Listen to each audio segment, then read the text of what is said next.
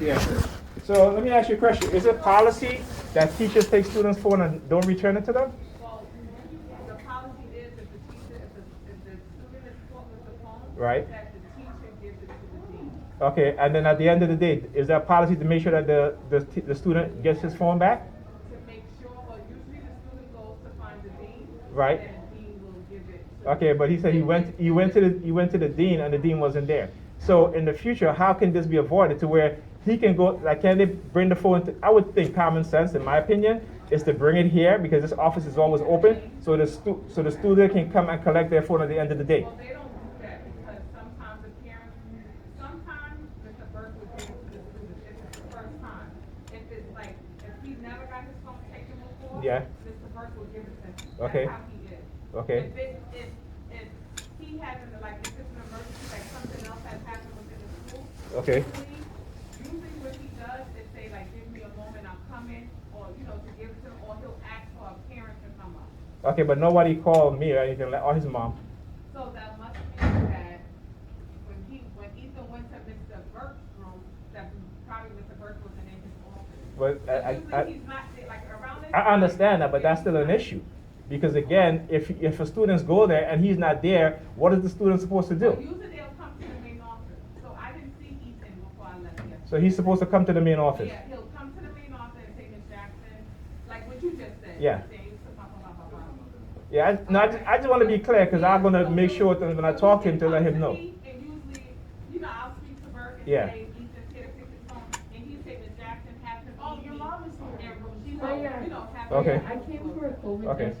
Yeah, okay, so that was an oversight on his part that he didn't do that. He didn't know. Yeah, but still, I just think, you know, because yesterday when he said that But why did he say why she took the phone? he said that because he had his phone out.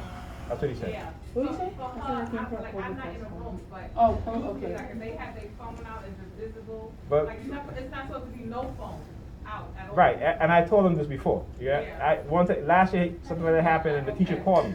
Oh, okay. But at least the teacher called She me, called, yeah. right? Yeah. And this was a different teacher, it's not the same Yeah, teacher. right. Thank you. So, like I just said, I think I did whatever. Well, just tell him for the future, like, if any of this occurs again, tell him to come to The main office, and so that tell he me has. what happened, and then I can, like, do what I have to do on my end. Okay, now do they tell the student this or do they leave it to is this a policy that the students are aware of? What? Of coming to the office when they take the phone? They're aware of that. Okay, okay, okay. But you know, sometimes new students give them a lot of information. Yeah. Sometimes it gets lost in translation. Yeah. But you can always Okay, but you know, for the teacher, if she does that, you know, she at least say, well, if the dean is not there, then go to the main office. Just as a reminder, Yeah. you know. Because like I said, you know, look, I respect educators, but I think, you know, a lot of times because of it's our student that you know, a lot of educators, even though they're black, they still have that same where they overlook certain things. Because I've experienced where I went into schools that were predominantly white, and the teachers were very, you know. Hi, how you doing? Hey, how you doing, man? Good. So what happened? Ethan, he said you had his phone yesterday. So he left early. Well, not left early. early, but He left, got lost in the bus, and had no way of calling me or his mom.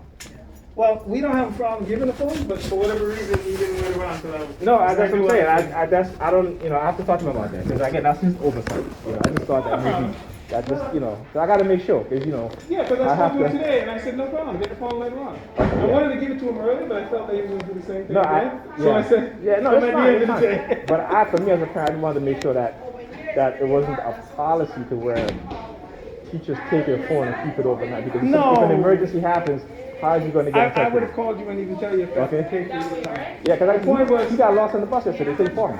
Couldn't call his mom. So, And he fell asleep. So that's the thing. But the point is, what I'm saying to you, because I said, I think you're going to get it because you probably forgot. No, I know, but I have to make sure these things are, okay? Because like I said, when it comes to our kids, I know sometimes the implicit bias also affect black teachers. You understand what I'm saying? There's Not a studies problem. done on this stuff, so I just want to make sure Not a and problem. keep reminding, because I want to be on top of things. You know what I'm saying? All right, so all right? I don't know But which one thank it you. is, but he's going to He'll come get it. All right, thank you very much. Listen, I appreciate it. Thank you. All right.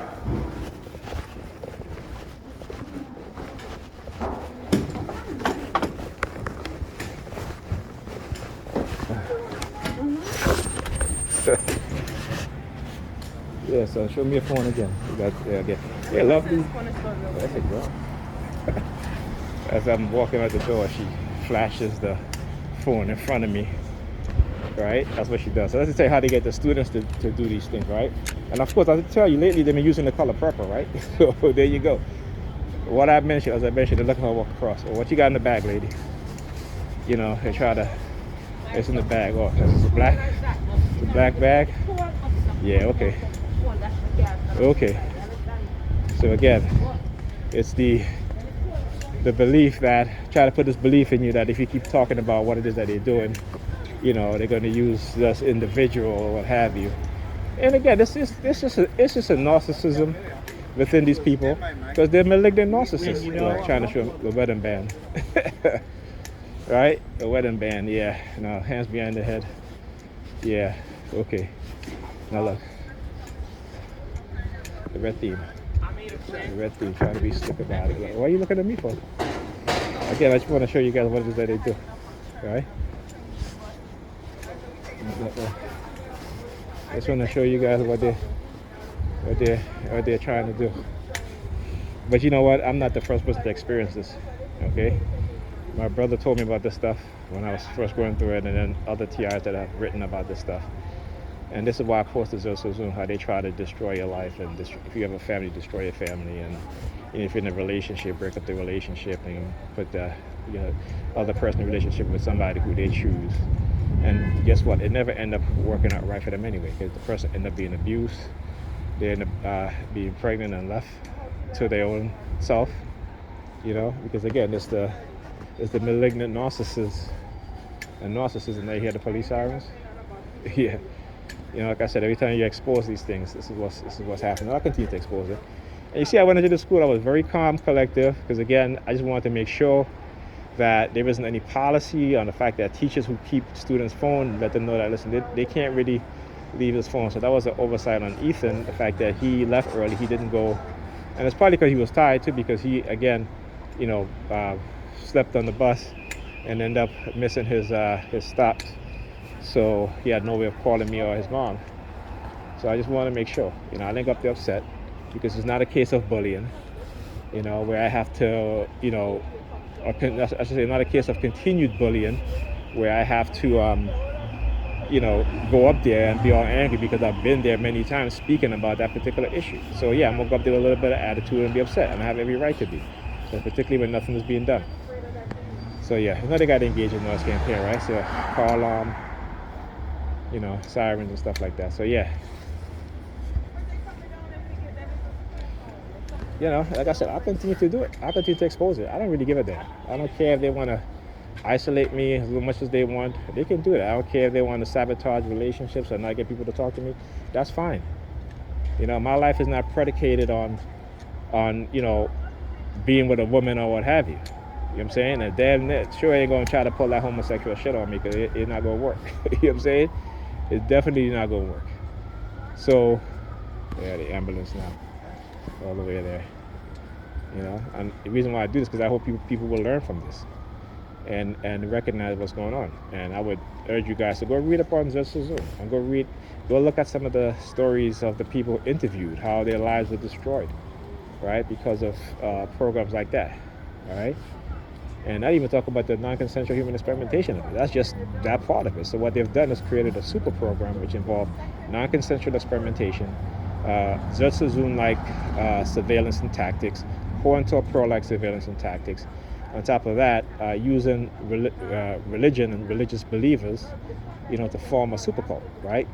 And at first they had them compartmentalized, right? Jewish, Christians, Muslim, but now they have them intertwined with each other, interacting with each other. If you read David Lawson's book called Car Stalking in America, back then, he talks about it being compartmentalized. Now it's not. Now it's all integrated into every aspect of society, into every group within the society. This is what we're dealing with. And this is why I cannot just stay silent. I refuse to do it. Like I said, no matter what the cause. They want to incarcerate me, fine. They want to kill me, fine, what have you. They want to institutionalize me, fine. But I'll continue to talk about it, because that's what's right. Doing the right thing is hard, and people are going to attack you for doing the right thing. You know, and I didn't say a righteous thing. I said doing the right thing. Okay, okay. The righteousness is a tool is a word that they use to commit evil in the form of their God or their religious belief. That's what that is. So, you know, it's not gonna happen with me. Like I said, I'm doing the right thing when everybody's following. You know, the pack is the person that stands alone and speaks the truth. The person that goes against the grain, particularly when it's an evil, when it's an evil being committed. Particularly when it's a society, when it's a society that has been geared towards a certain level of neuroticism, narcissism, to where people's lives are being destroyed, even if they're not in this program. It still affects them. It still affects their life because of the personality and the attitude created, right, within each of us, right? So there's no compassion, no concern, no care. It's about, you know, feeling or believing that you're powerful or you're righteous by just because you belong to a group, and because you're being given instruction from those within the authoritative position that you know, that they can do whatever they want to whoever. And no, listen, it takes courage to stand alone when everybody's against you. You know what I'm saying? But it's cowardice to think that you're in a group and you could do this to an individual, but yet when the individual fights back, you don't like it. Yet when the individual try to expose it, you don't like it, right? That's cowardice. Okay? So there you go. And we gotta understand that, right? We gotta understand that as TIs. So no matter what they do. Yeah, a pencil, I know. Why the kid take his pencil out of his pocket? Because I told my kids, I said, if they continue to be bullying, you take a pencil and you stick them in the damn eye. So I guess they're upset with that. See? So I guess I want you guys to understand. When they try to bully you or bully your children, they expect you to accept it and have your kids be bullied and not, retaliate, right? But the minute you try to retaliate now, because now they're seeing that their kids could potentially be harmed, right? Now all of a sudden it's like, oh, everybody's like up in arms, right? But when it's your kids being bullied as a TI, it's okay. It's okay, right? Understand that. Like I said, understand the mentality and the personality of the people behind it, the people who engage in it. It is a level of neuroticism, narcissistic, psychopathy that are created when people are engaged in these types of behavior. And they got to understand it. And that's why, that's why I deal with them a certain way. Because I'm going to deal with you the way you treat me. And I'm gonna have my kids protect themselves by any means necessary, as Malcolm says. Even if you're going to get your kid to try and bully my kid, guess what? Your kid is going to get a hurt and put on. All right? So you could walk around here with the kid, you see me stick with the pencil, he took a pencil out of his pocket. He walked out of here standing up. You guys saw it. As soon as he turns around and walks, what does he do? Takes his pencil out, what have you. Yeah. So they know. They know.